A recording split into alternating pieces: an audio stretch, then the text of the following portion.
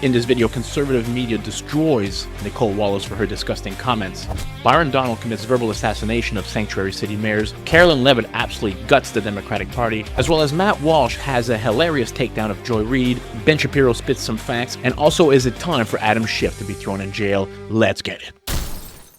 It is not a good day, everybody, to be NIcolle Wallace after her absolutely disgusting comments that she made about a young DJ, the cancer survivor that was at Trump's congressional speech, who Trump mentioned, and she is being absolutely annihilated by conservative media, which is well-deserved. Let's look at some clips here of Dan Bongino and Megyn Kelly absolutely crushing NIcolle Wallace. Let's go.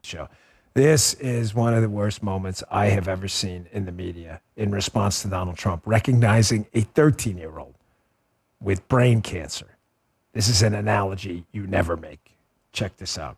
And I hope he lives and the life he wants to live. He wants to be a cop. He knows what he wants to do. And maybe when you have childhood cancer, that crystallizes for you. And I hope he has a long life as a law enforcement officer. But I hope he never has to defend the United States Capitol against Donald Trump's supporters. And if he does, I hope he isn't one of the 6 who loses his life to suicide. And I hope he isn't one who has to testify against the people who carried out acts of seditious conspiracy and then live to see Donald Trump pardon those people. Folks, do you understand the level of derangement you have to have and the hatred for Donald Trump? Excuse me, to take from a story of a 13-year-old with brain cancer having his moment as an honorary Secret Service agent. He's not going out there protecting the president. They didn't issue him a firearm last night. It was obviously meant to be a lighthearted moment to celebrate this young man and his battle with this potentially and sometimes likely terminal disease. He's 13. And you took out of that, let me see. You're on the show, you're like, what do my viewers at MSNBC want to hear tonight? I've got an idea. You ever hear Jesse Waters' joke on the 5 where he says permission to make an analogy? They do that because the running joke is analogies can go wrong really quickly. They can. And you got to kind of be careful on the air. You don't make light of something. So that's kind of where that comes from. I'll give you a little inside baseball. NIcolle should have asked the same question. Permission to make an analogy here to January 6th. And I think even the crazies over there would have been like,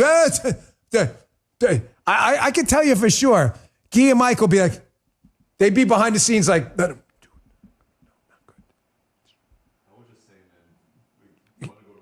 yeah, Guy would be like, did you sleep well last night? Like, how are your eye? Do you need an eye cream? Guy would stop he may even cut out of the show. There are things you just don't do. This is a young man at 13 who's been through a tragedy in his life. Your viewers, look at this. There's the picture.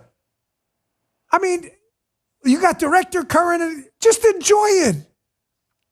You think that, sorry guys. I can't imagine watching this program at MSNBC and thinking, I really hope somebody makes a January 6th analogy. Like, what? Oh, my gosh. They have this title, You Just Don't Hate the Media Enough. I guess not in this case. I can't imagine a worse moment. I don't care about NIcolle Wallace. I don't do media boycotts. It's a waste of everybody's time. Just telling you, if someone at NBC doesn't call her up and be like, you really need to apologize, I would be astonished. It's just a terrible moment. Here's another. Here is that MSNBC reaction that I teased at the top of the show. And this was in response to little DJ. And honestly, I don't know what's happened to this person. She used to be a Republican. She was the person who shepherded Chief Justice John Roberts through his confirmation process. It's NIcolle Wallace, who now, I think her next job will be with the Lincoln Project. That is jaw-dropping. We went back and looked to see what the reaction on set was to her. And even her fellow panelists, from Jen Psaki to Rachel Maddow, you could see Jen Psaki literally leaning away from her. And even Rachel Maddow, without commenting on that, just moved away, bridged away to another topic. When you've gone too far for Psaki and Maddow, you've gone too far, period. Not a lot of that was going on MSNBC. Rachel Maddow called it disgusting. And NIcolle Wallace on MSNBC said that DJ should consider potentially killing himself. Those are her words, not mine. That's what she said. and wow. she said that she made it in light of a joke about trying to make a joke about January 6th or something. It's repulsive. It's the most viral clip on the internet right now. But I hope he never has to defend the United States Capitol against Donald Trump supporters. And if he does, I hope he isn't one of the 6 who loses his life to suicide. Do you think that she should lose her job for statements like this? Absolutely. Absolutely. There is a standard for those who report our news and who cover what happens in this country. And yes, those who employ her and pay her paycheck should evaluate if they want that to be the face of their disgusting behavior to politicize a young boy like that, or young girl, a child of any sorts. I know kids get politicized all the time, but to do it in this way, to say, I hope he doesn't kill himself. I mean, Lord, does she not have kids herself, this lady? Now let's get to our girl, Karoline. Absolutely gutting the media and the Democrats for their behavior during and after Donald Trump's speech. Let's go. The behavior of Democrats last night was completely disgraceful and demonstrated how severely out of touch they are with the American public. It was the most shameful moment in the history of presidential addresses in that beautiful chamber. In what was supposed to be a unifying moment for our country, Democrat members of Congress instead screamed at the President of the United States, who was just overwhelmingly reelected by their constituents, walked out of the chamber, and worst of all, they disrespected the American people. Democrats didn't stand to keep men out of women's sports. They couldn't even clap for a girl who got her head smashed in by a man on a volleyball court. Democrats didn't stand for an innocent and beautiful child who is surviving brain cancer. They opposed eliminating taxes on tips and Social Security. They didn't stand in favor of cutting taxes for hardworking Americans. They couldn't even clap for 2 mothers whose daughters were killed by illegal aliens. One of the only things that could get Democrats off their feet last night was cheering for Ukraine, not for America. Last night was a very clarifying moment for our country. The Democrats exposed themselves as the party of insanity and hate, the party that wants to put America last. They've allowed their Trump derangement syndrome to stop them from celebrating America and our people, and we will not allow them to forget that. And it's not just the Democrat Party. The mainstream media still doesn't get it. Last night, MSNBC's NIcolle Wallace disgustingly looped in a 13-year-old boy with brain cancer into an attack on the president over January 6th. And CNN's first chyron out of the speech called it divisive. President Trump wasn't divisive. The Democrats were. And CNN was proven wrong by their own viewers, 69% of whom, in a post-speech poll, said they had a positive reaction to the president's speech. It's sad and frankly pathetic that Democrats and liberals in the legacy media continue to allow their hatred for the president to override their love for our country. But nevertheless, the president will continue to unify this nation through policies that are grounded in common sense and that uplift all Americans. I don't know who the biggest upgrade is from the last administration. I'm going to have to go with J.D. Vance over Kamala Harris, but definitely Karoline Leavitt over Karine Jean-Pierre is a night and day difference. Now let's get to the meat and potatoes of this video, where the sanctuary city mayors had to appear in front of a judiciary committee and answer some questions, and this went about as well as you would expect it to. We got Byron Donalds, we got Jim Jordan, and Paulina Luna. Let's go. Spend on illegal immigration. Do you have a round number? Over the last couple of years, on all newcomers, whatever their status was, it's around $79 million since 2022. $79 million. Mayor Johnson, Chicago. How much has the city of Chicago spent on illegal immigration?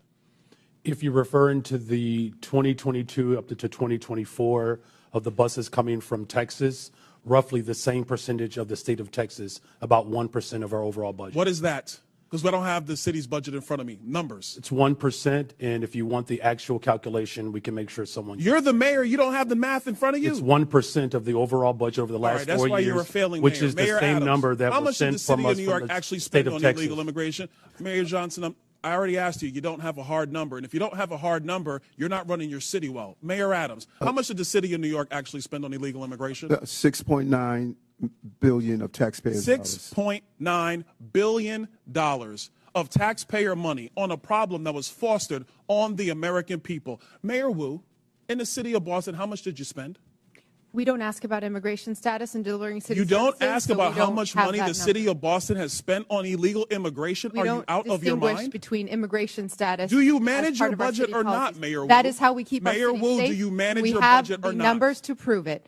I manage my budget. I have a AAA bond rating dating back 10 years. So to the city of Boston, budget. just understand that your mayor does not care how much of your resources she has spent on people who are not citizens The city of of Boston the city of is Boston. sick of having I'm people reclaiming my outside time. Boston Mr. telling Bear, us what Mr. we Bear, I have need. a question for you because I understand Cato's perspective when it comes to illegal immigration.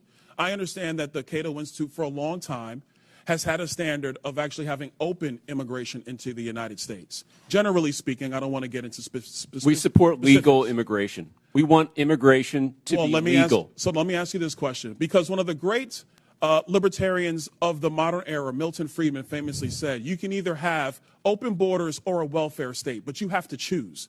Mr. Beer, what do you choose? Milton Friedman said he wanted to allow illegal immigration to continue. I disagree with Milton Friedman's position on that. We should have legal immigration and build a wall around the welfare state, not around the country. That's in the best interest of taxpayers. And I would argue that under the current system where you have sanctuary cities popping up, it is not possible to build that wall. So America has to choose. Mr. Beer, you're done. America has to choose between securing our nation or protecting the taxpayer. I choose secure the nation. I yield back. Abraham Gonzalez. Thank you, Congressman. He is a individual that was released from the county jail on Friday in the city and county of Denver. That's all you know about him? I do know that he was facing charges that the Venezuelan gang member arrested by Border Patrol on September 20th, 2023, released into the country by the Biden administration. A few months later, he's arrested in your city, charged with aggravated assault. On March 11th, 2024, he's charged with motor vehicle theft, stole a car, and then on March 20th, 2024, Mr. Gonzalez is charged with felony menacing. 6 days after that last charge, I send you a detainer, which includes an administrative warrant. Basically, it says if you're going to release this bad guy, this gang member who allegedly stole a car, menaced people, and assaulted people, give us a 48-hour heads up. Is that right? That refresh your memory? I do know about the detainer request. I do know that we provided a notification of release. What kind of notice did you give ICE when you released him? We gave him notification. I'm not sure how long in advance 1 hour. it was. I do know that. 1 hour. I do know that there were 1 hour notice, and you released him 5 days ago, right? Why not give him more heads up? Actually, let's put the slide up. Let's see what it says here. Let's put the slide up. This is what the Denver Sheriff's Department, it's kind of hard to see, so I'll read it. It says, Denver Sheriff Department, ICE notification being released to the streets. I simply said, just release him to us. You release him to the streets. Why not release him to ICE? Thank you. What we've done, and we do this regularly, we've done 1,226 of these, is we notify I'm ICE. asking about one. I'm not asking about the other 1,200. I'm asking about Mr. Abraham Gonzalez, who's a gang member from Venezuela, stole a car, assaulted someone. You had him in your custody for how long? I know that we released 345 days you had him in custody. And I said, hey, can you give us 48 hours heads up? I don't know. You gave him 1 hour notice. Mr. Congressman, we notified them of release. There were 6 ICE agents present when he was released, so they had enough time to respond and to be present. Respond where? To the jail where we released him from. So we released him we notified them of the release time. When we notify them of release, they come to the jail facility to pick them up. Why didn't you say it? That's not what you said. You said you release him to the streets. Did you release him to the streets? You release him to ICE? What we do, sir, is we release him from our county jail, and we coordinate with ICE on that release time and release date so that ICE can come and pick them up from that location. Pick them up where? In the parking lot? Yes, sir. They're on the facility property. Guess what happened in the parking lot? I know, sir. I've reviewed the video. So I looked at it. I've talked to the sheriff last night. One of the ICE officers got assaulted, didn't he? I've reviewed the video, They had sir. to tase the guy, didn't they? Would you like me to answer, sir? No, I'd like you to answer. Did they tase him? I know that there were 6 officers that had multiple tasers. I saw the So they had on 6 video. officers. If you keep him in the facility and they come in the facility and get him, does it take 6 officers? Probably takes 2, doesn't it? So we've been doing these, as I mentioned, 1,224 times, 1,226 times. This is the first time I've been made aware of there's been an incident like this. So I reached out to ICE after I saw the video. I've coordinated with their team and offered to sit down and see if there are procedures we can change. It's a simple make sure question. this works smoothly. It's a simple question. You can release him in the parking lot, give ICE 1 hour notice, and they got to send 6 officers to arrest this guy. Or you can say, hey, what? Here's what we're going to do. We're going to hold him. You come in and bring 2 officers in, and you turn him over there. Why not do it that way? We have a city ordinance. You know why you don't do it that way? We have a city ordinance that governs. Because you're a sanctuary city. This is the whole point. No, sir, I disagree with you. Okay. Because I'll tell you why. If you talk about sanctuary as a definition of shielding people from law enforcement, we do not do that. What we do is provide services. In this context, what we did is we coordinated the release. An officer got assaulted because of your policy, which says we're going to release him to, in your words, not mine, to the streets. They have to arrest him in the parking lot. They bring 6 officers when they could have had 1 or 2 just come in your facility, in the jail, and take the guy there. But you won't do it that way. I've seen the video. I've reached out to ICE. I've offered to sit down and coordinate on strategies. If we need to make adjustments to what we do on releases, we'll do that. This is the first time in the 1,226 releases I've heard of an incident, I read your so written we'll take testimony action. last night. I read your written testimony last night. 4.5 pages. And you used the words safe, safer, or safety 13 times. Talking about my job is to protect the safety of the people in Denver. We prioritizing making sure everyone in our community is safe. That's a lie. Because it was not safer for the ICE agents who are part of your community. No way was it safer. The safest thing to do is to say, ICE, we got him in custody. Come here, we're releasing. We held him 345 days. We can't hold him a second longer. We can't wait for you to come inside the building. We got to let him go, so you have to arrest him in the parking lot. That is how stupid sanctuary policies are and what they mean to the community that you put at risk and to the ICE officers ICE officer who was assaulted. And they had to use a taser on them. It's not good. Mr. Chairman. We do not shield people from federal. I just asked you what. So you don't consider yourself a sanctuary city? We provide services and supports. Do you consider yourself a sanctuary city? That's just. We do not under that definition. You don't use the definition. You're not a sanctuary. We call ourselves a welcoming city. Okay, so what are you welcoming and who are you not welcoming? Well, we're welcoming everybody. Okay. We don't keep folks. So you're welcoming criminals that you don't have any idea what their crime background is, and you're good with that? No, we aggressively pursue. How do you do that? Anyway. No. How do you vet the people that you welcome in your sanctuary city? Sir, we don't vet folks that arrive from Illinois or California with a background check when they come into the Denver airport any more than someone from another location. So you're welcoming any illegal immigrant or illegal alien to your city without question? Well, folks that make the decision to come to Denver, they arrive, and then we expect but them to you get call a them, job, you pay welcome taxes. them. You welcome them. You call them to your city and say, if you come here, you will be safe from what? Thank you, sir. We don't call anyone to our city. Folks that arrive in our city, we offer same access to services they may need to be successful. And if they break the law, we hold them accountable, we charge them, we prosecute them. What about if they've already broken the law? Well, if they've already broken the law and there is another jurisdiction that has a warrant for that person, they let us know and we would cooperate to transfer them to that jurisdiction. I think we saw in Mr. Jordan's conversation with you that you really don't do that.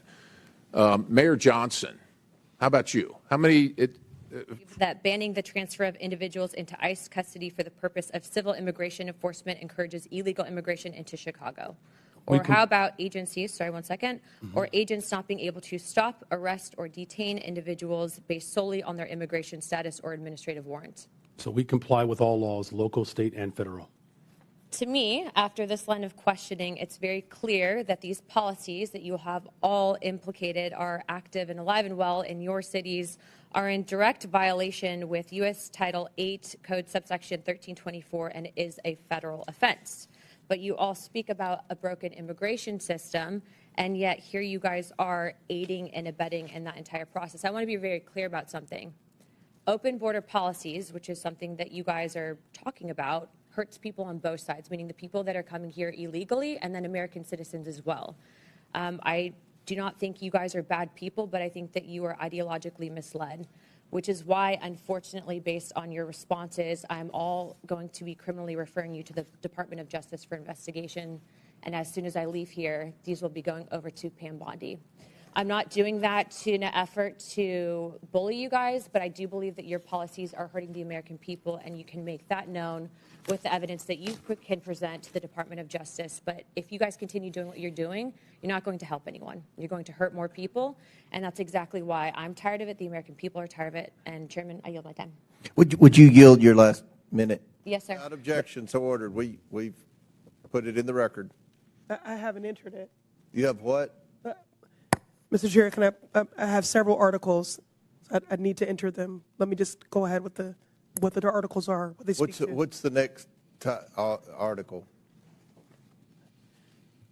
Let me proceed.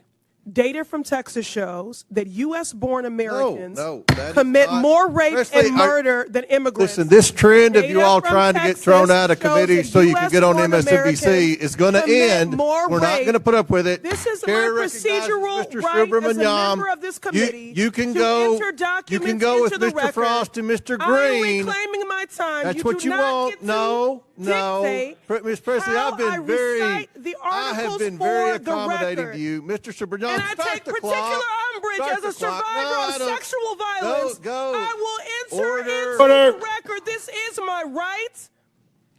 Thank you. No. It is Mr. Subrignon. Mr. Chair.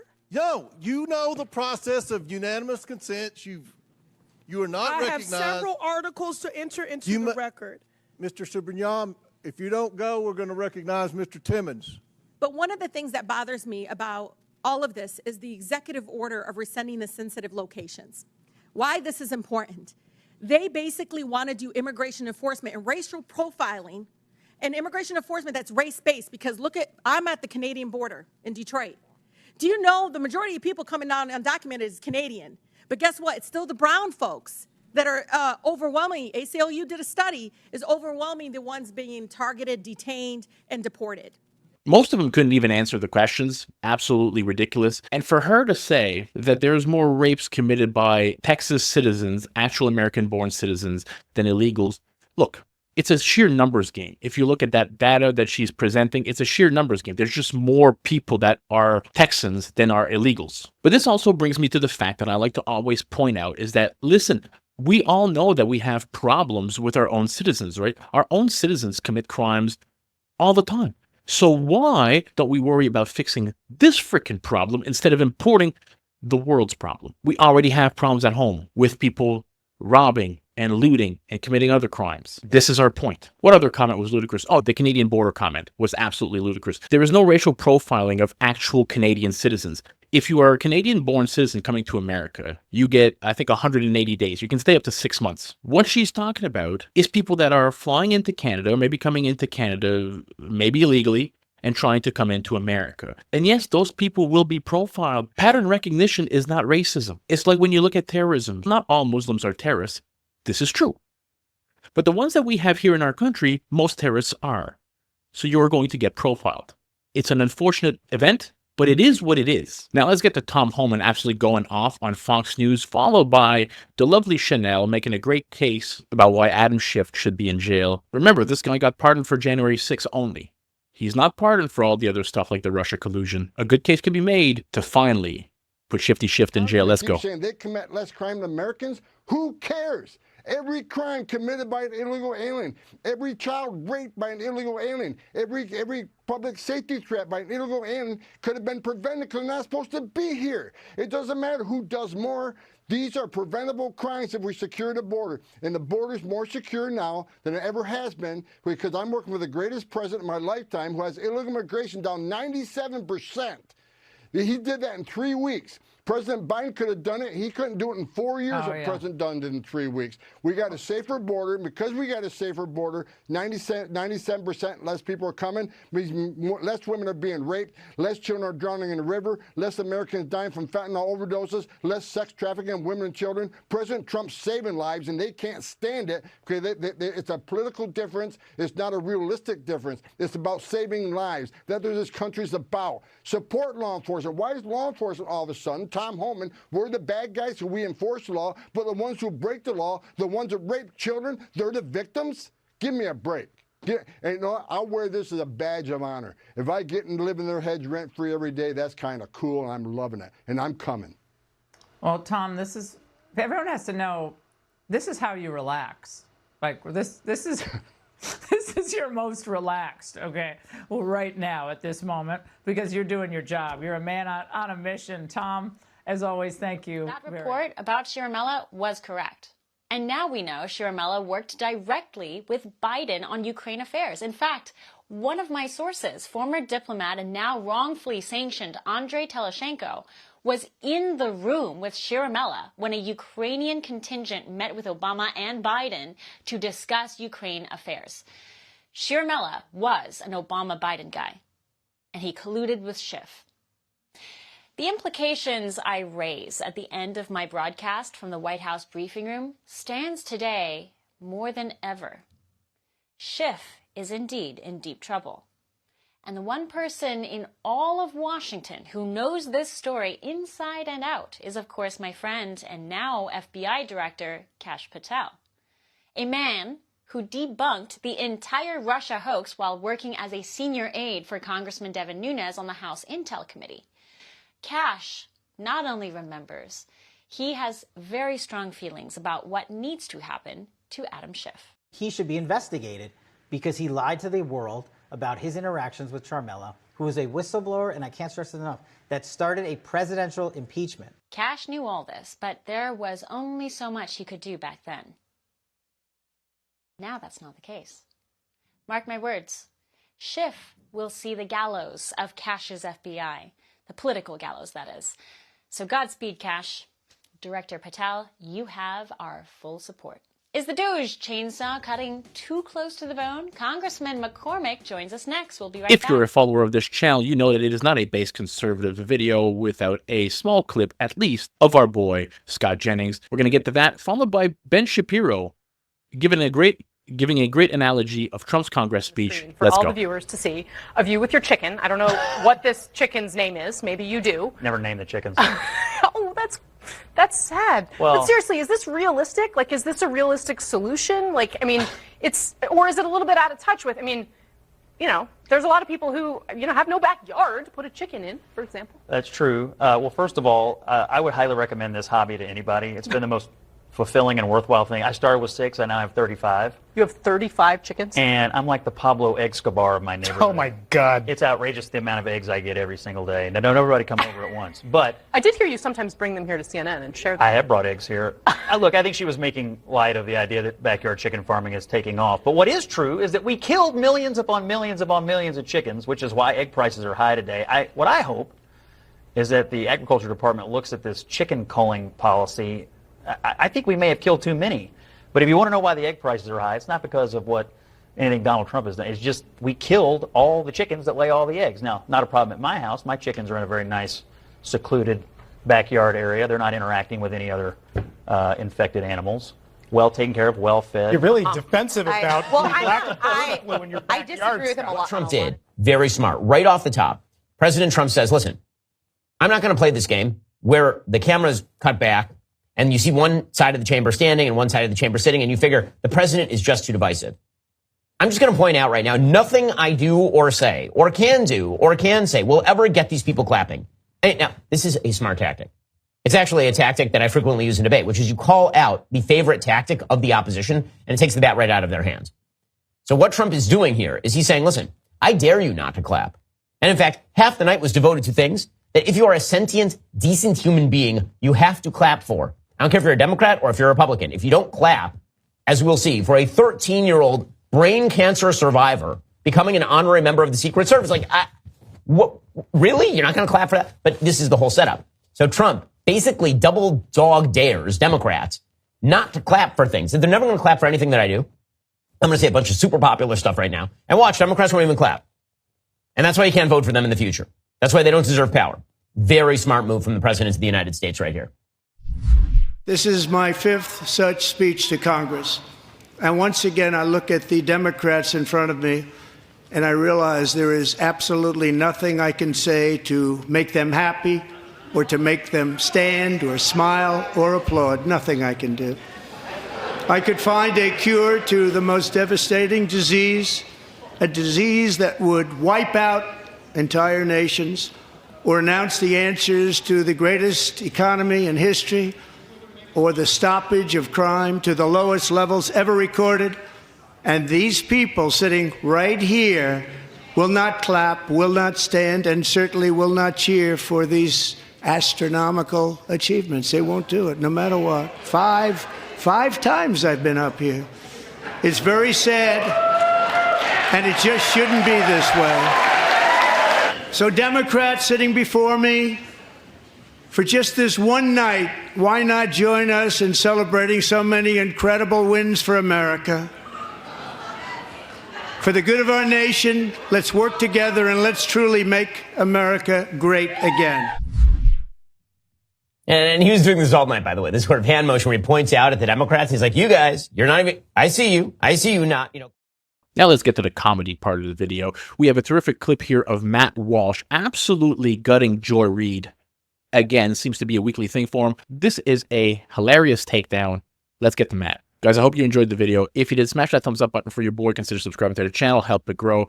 Catch you all in the next one. Peace out, everybody. There are 2 subjects we discussed prominently last week for some reason, and that would be Joy Reid and Lord of the Rings. And now those 2 have come together in a strange way. So I feel like I have to make mention of it. It's actually kind of bizarre. You know, I was ranting about both separately last week, and now they've come together in one story. What are the chances of that? So Joy Reid over the weekend posted on Blue Sky, which is the little social media app where the left goes and talks to themselves. And here's what she posted. She posted this. "We will never be a monarchy. Know that." To quote the Lord of the Rings trilogy, "Gondor has no king. Gondor needs no king." Yes, the Lord of the Rings, famously the anti-monarchist screed, the Lord of the Rings. That's why the 3rd book in the trilogy is called, you know, The Return of the Democratically Elected President who will serve for 4 years and then be done at the conclusion of his term, right? Remember that book? When they made it a movie, that was a good one. And as everyone knows, at the end of that book, in the movie, Aragorn, you know, he shows up to claim his crown, and they're like, "Sorry, Aragorn, we're a democracy now."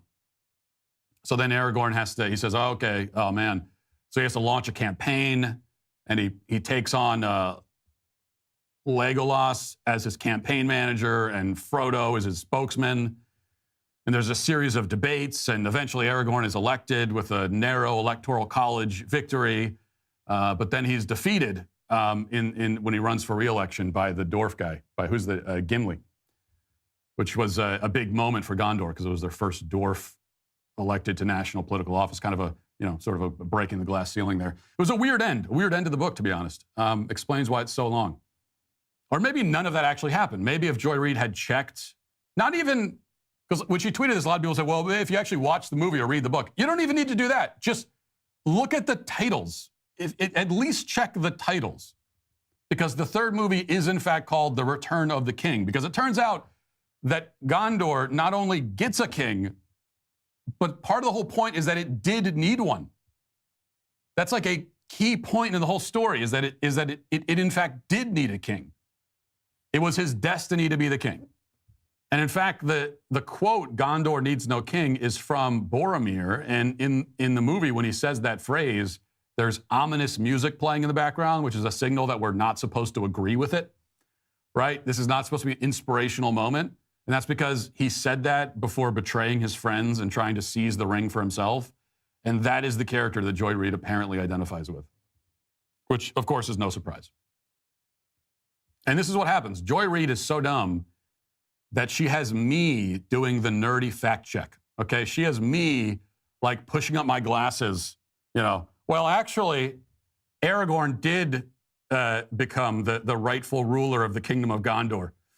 Actually, when I'm the one calling you out for butchering the mythology, then you know you screwed up big time. So that's Joy Reid. You know, I was worried. As you know, last week, I was very worried that the end of her show would mean that her stupidity could no longer be content for my show. And we're, you know, a week later, and she's back in the show. And so I think we're going to be fine, guys. I think we're going to be okay.